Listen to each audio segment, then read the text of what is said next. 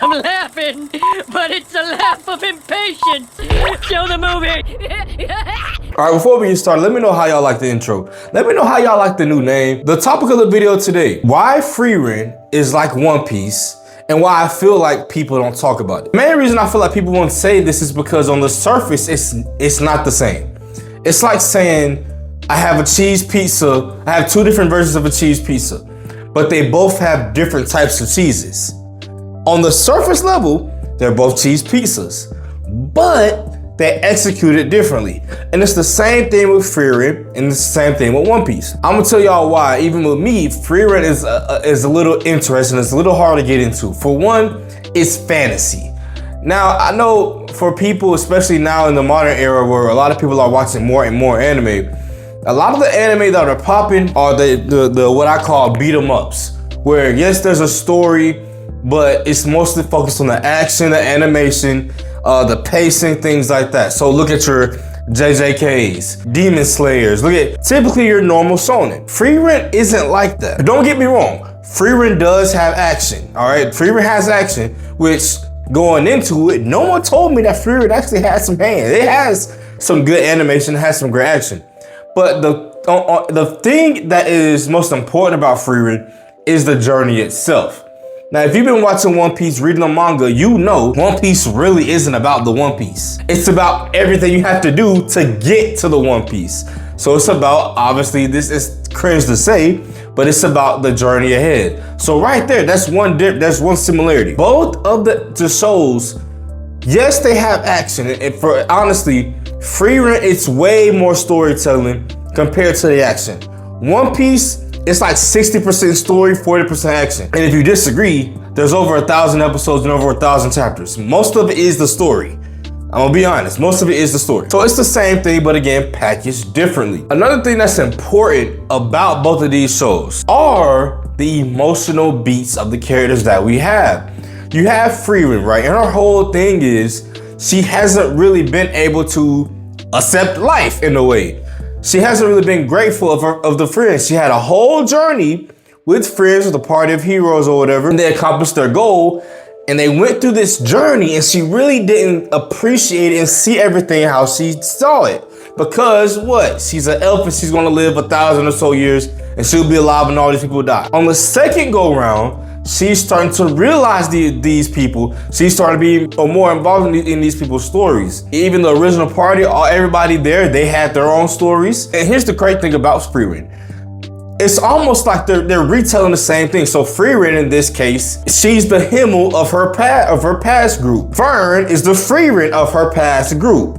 You know, and Himmel in the past group was trying to let Frieren know, hey, this is how life goes. You enjoy this part of life. You do this, you do that. Now she's still having to break down some of this stuff, but she's enjoying it and looking at the world more. That's one thing I love. And that's just one of the aspects of the emotional parts of Frieren.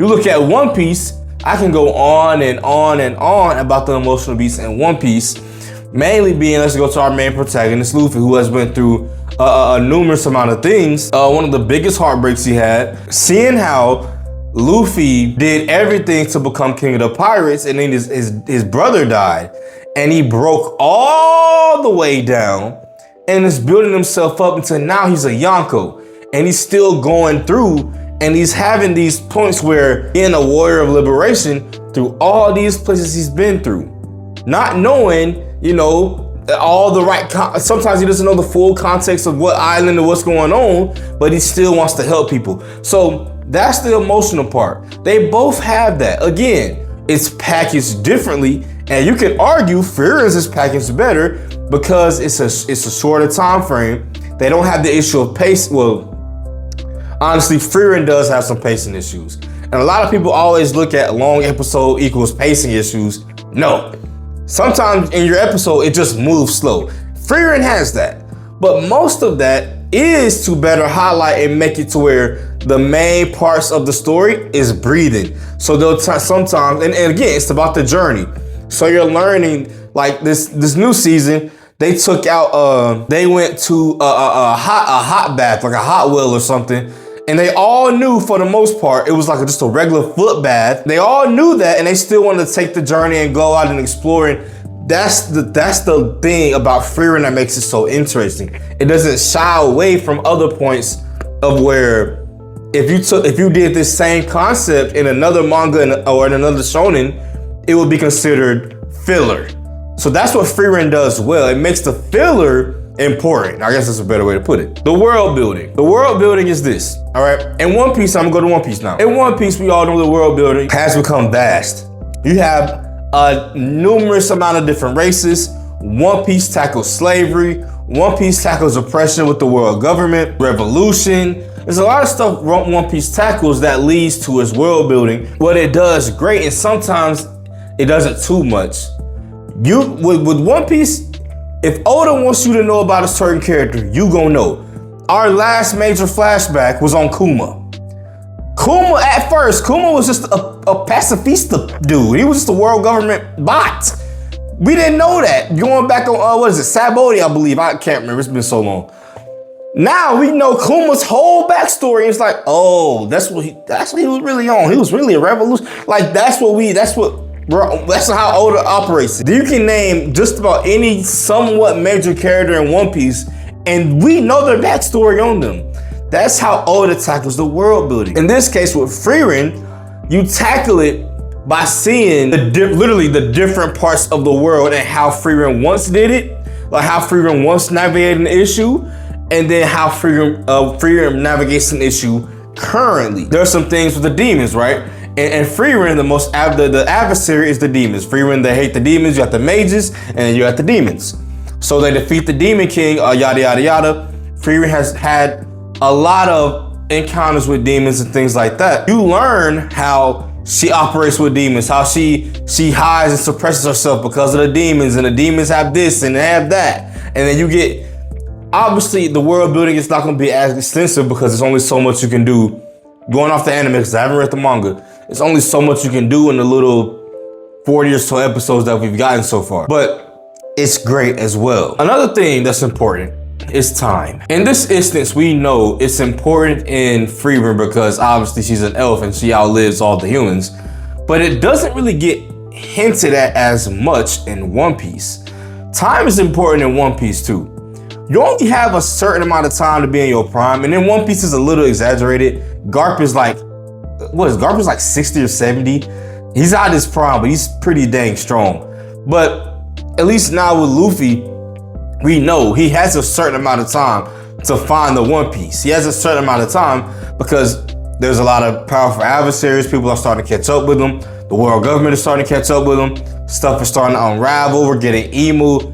There's a certain amount of time that we have. And you can look at it on the opposite way, to where Frieren is trying to enjoy her time. Oda, at this point, we're trying to say, yo, let's wrap this up. Now, that's not how I think. But on the outside looking in, because One Piece has been going on since 1999, almost 30 years, we're getting to a point where time is important. Even if you go outside of the anime, time is important because of Oda's health and thing. So it's just levels on why Frieren and One Piece are very, very, very similar, just packaged differently. I'm not going to say that if you don't like Frieren, you shouldn't like One Piece. If you like One Piece, you should like Frieren. I'm not going to say that. It's two different things, two different mediums. And what I want to talk about next, before I get to my last point, the humor. Frieren is surprisingly funny. And I say surprisingly because when I started watching it, I wasn't expecting to laugh so much. Frieren is one of those shows where it's not really, yes, it's trying to be funny, but it's not an intentional funny. If you look at One Piece is trying to be funny. Luffy in itself is a crazy, funny character. Gear 5 in itself is a form that Oda or Oda doesn't want us to take it serious. That's what Gear 5 is. Compared to Frieren, it's funny, but it's more so funny in the implications of things. It's more so funny when we see, I just watched the last episode of Frieren, right? Ladies, it starts with an M. I literally just watched it. But she's like, yo, Frieren, I want to pat you on the head or whatever. Frieren's like, nah, I'm Frieren. I ain't gonna let you pat me on the head. And Meto's like, yo, I got this spell it's simple stuff. I got this spell that can make it to where when you crack an egg, the eggshells don't get in the mixture of the egg. And she's like, okay, you can pat me. And Fern's in the back making these weird faces.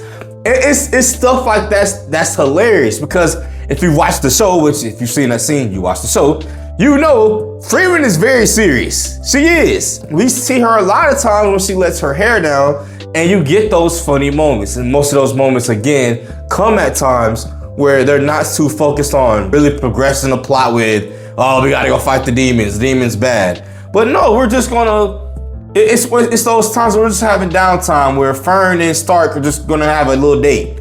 Or Fern's asking Frieren about, what should I do about the date? Stark's asking Frieren, what should I do about the date?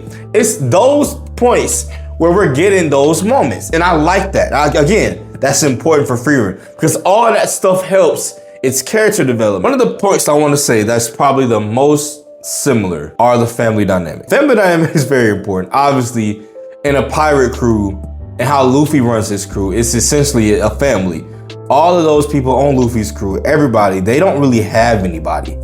None of them. Everybody has to have each other with Luffy, with the One Piece crew, the Straw Hats.